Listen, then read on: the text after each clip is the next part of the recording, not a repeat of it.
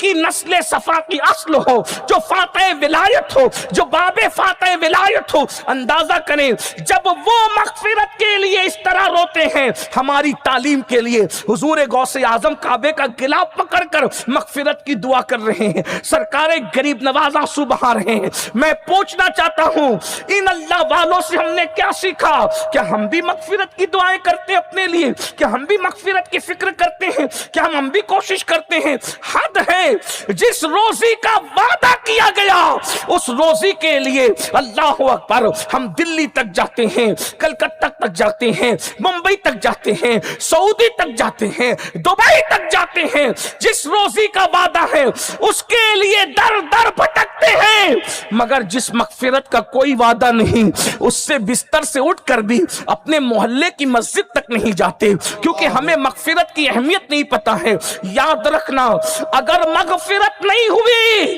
तो कुत्ते हमसे बेहतर होंगे, खिंजीर हमसे बेहतर होंगे। अगर मगफिरत नहीं हुई, जुमले आपको थोड़ा सा अचंभा लग रहा होगा कि कुत्ते और सुअर हमसे बेहतर होंगे, अगर मगफिरत नहीं हुई। वजह, क्योंकि वो तो जहन्नम में नहीं जलेंगे, मगर जिसकी मगफिरत नहीं हुई उसको तो जहन्नम में जलना पड़ेगा। अंदाजा फरमाए, मगफिरत बहुत कीमती है। अगर इतनी बात समझ में आ गई है तो अब जरा सा चंद जुमले होश के साथ सुन ले, जैसा कि आप सुन रहे हैं। अल्लाह अकबर।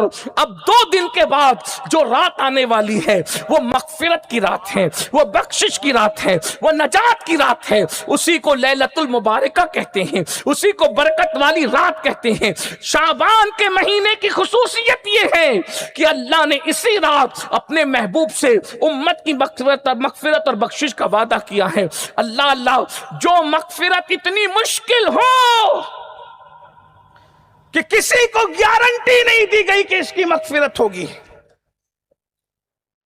शबे बरात में अल्लाह अपने महबूब की वजह से उनकी पूरी उम्मत को बख्श देते हैं, सबकी मगफिरत कर, सब बख्शे जाते हैं। कितने बख्शे जाते हैं?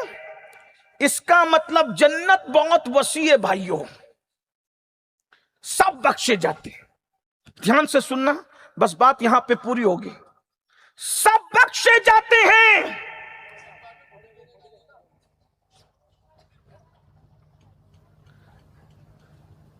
सबकी मगफिरत होती है, सब बख्शे जाते हैं।